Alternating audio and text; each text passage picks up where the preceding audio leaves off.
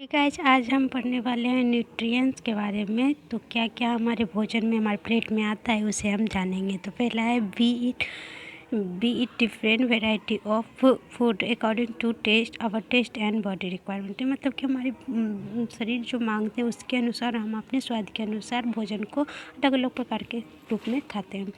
The food that we eat must contain nutrients like, जो भी हम खाते हैं उसमें होना चाहिए क्या तो कार्बोहाइड्रेट, प्रोटीन, फैट, यहाँ पर विटामिन्स होगा और मिनरल्स, विटामिन्स और मिनरल्स होना चाहिए। फिर देख लेते हैं there was essential for proper growth and development of our body. ये बहुत आवश्यक है कि हमारे अच्छी तरीके से वृद्धि हो सके और विकास हो सके हमारे शरीर का। फिर देख लेते हैं we must include raw fish and water in our diet. कहता है कि हमें हमारे भोजन में पानी और रॉ फिश, मतलब उसको रुचांश कहते हैं, फाइबर्स जो होते हैं उसको ज़रूर ही इंक्लूड करना चाहिए, शामिल करना चाहिए। नेक्स्ट देखते हैं हम। अब पहला जो था वो कार्बोहाइड्रेट था, तो इसके बारे में पढ़ लेते हैं। Carbohydrates give us energy, so the food which contains more carbohydrate are called energy giving food. कहते हैं कार्बोहाइड्रेट जो है वो क्या करता है, हमें एनर्जी देता है। इसीलिए जो होते हैं भोजन जिसमें कार्बोहाइड्रेट अधिक मात्रा में पाए जाते हैं उसे हम एनर्जी गिविंग फूड, यहाँ टी छूट गया है, फूड कहते हैं, सॉरी, फूड कहते हैं।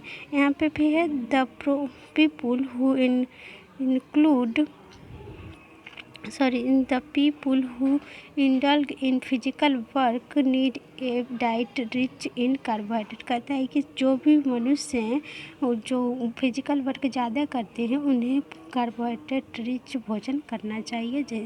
इसके एग्जाम्पल हो गए पोटैटो, व्हीट, राइस, बटर, ये सब जितनी भी उजली चीज़ें होंगी वो उसमें कार्बोहाइड्रेट ज़्यादा मात्रा में पाए जाते हैं। और ये क्या होते हैं, दो प्रकार के पाए जाते, दो फॉर्म में पाए जाते हैं, एक शुगर के रूप में, एक स्टार्च के रूप में। ठीक है गाइस, आगे देखते हैं हम।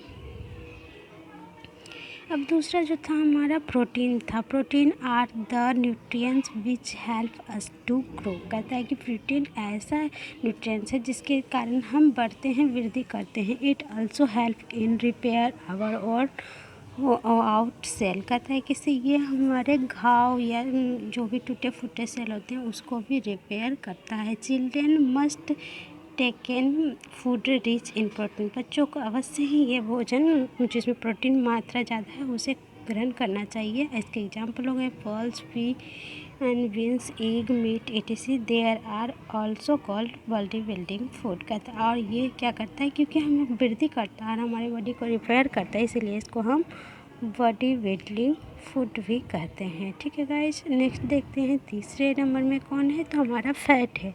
तो यह fat are the nutrients which give us more energy that carbohydrate and keep our body warm. कहता है कि यह भी क्या एनर्जी देता है और हमारे शरीर को क्या करता है, वार्म रखता है, गर्म रखता है। Fat is stored in our body. ये हमारे शरीर में क्या होता है, स्टोर हो जाता है, जमा हो जाता है। इसीलिए we should take fat only limit quantity. कहता है इसीलिए हमें क्या करना चाहिए, इसे एक सीमित मात्रा में खाना चाहिए। Too much oily things make us fat abuse. कहता है कि ये हमें मोटा कर सकता है। Butter, ghee, oil, etc. Are also called energy giving. ये इसके एग्जाम्पल हैं और इसे हम फैट को भी एनर्जी गिविंग फूड कहते हैं, क्योंकि ये भी क्या करते हैं, एनर्जी देते हैं। ठीक है, नेक्स्ट देखते हैं।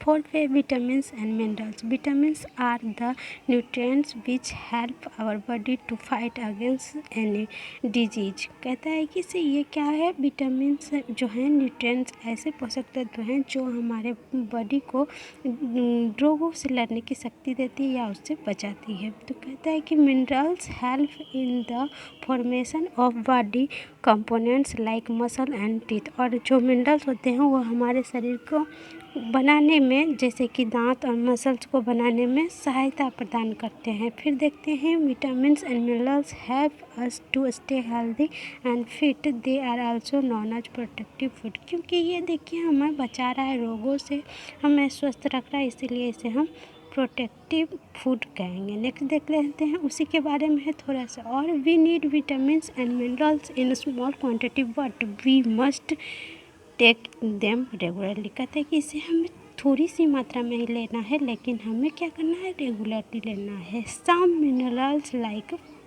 कुछ मिनरल्स हैं जो जिसके नाम यहाँ पे हैं calcium, iron, potassium, iodine and salt are essentially needed in small amount by various part of body. और इसकी कुछ ही मात्रा चाहिए अलग अलग शरीर के भागों को, ठीक है। इसके जो एग्जांपल होंगे, fresh food, vegetables, milk, meat, salt etc, इसके एग्जांपल हैं जिससे हम विटामिन्स प्राप्त कर सकते हैं। नेक्स्ट देखते हैं roughage. Beside nutrients fiber is also present in our food. कहता है न्यूट्रिएंट्स के अलावा भी हमारे भोजन में फाइबर की उपस्थिति होनी चाहिए। This fiber is known as roughage, जिसे रॉ वेज कहते हैं, because it has no food value and can not be digested. कहते हैं ये क्या होता है, इसे क्यों रॉ वेज कहते हैं, तो ये ये फूड वैल्यू नहीं है, मतलब इससे एनर्जी नहीं मिल रहा है, लेकिन ये क्या करते हैं और डाइजेशन भी नहीं होते, लेकिन इसका जो महान काम है वो करता है but they help in digestion and remove waste. कहता है ये क्या, इसका जो मुख्य काम है ये डाइजेशन में हेल्प करता है और शरीर से गंदगी को बाहर निकालने में काम करता है। इसके एग्जाम्पल हो जाएंगे ये रॉ वेजिटेबल्स एंड फ्रूट्स, ये इसके एग्जाम्पल हैं जिसमें क्या है, फाइबर पाए जाते हैं। नेक्स्ट देख लेते हैं वाटर। हमने बहुत सारी चीज़ें खा ली, लेकिन वाटर को कैसे भूल सकते हैं, तो ये देखिए वाटर है। Water is very essential for the proper functioning of our body. पानी भी हमारे जीवन के शरीर के लिए बहुत आवश्यक है ताकि हमारा शरीर अच्छे से काम कर सके। ड्रिंक 2 to 3 लीटर, हमें 2 से 3 लीटर पानी या 8 से 10 ग्लास पानी रोज़ पीना चाहिए।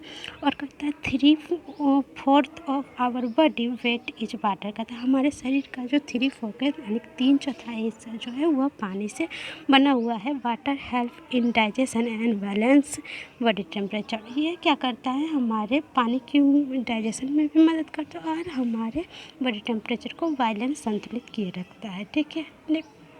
अब देखिए हमने पी लिया, इसके अलावा अब हम डाइजेशन पढ़ेंगे अगले वीडियो में। तब तक के लिए आप हमारे चैनल को लाइक करें, सब्सक्राइब करें और शेयर करें। Thank you guys, bye bye.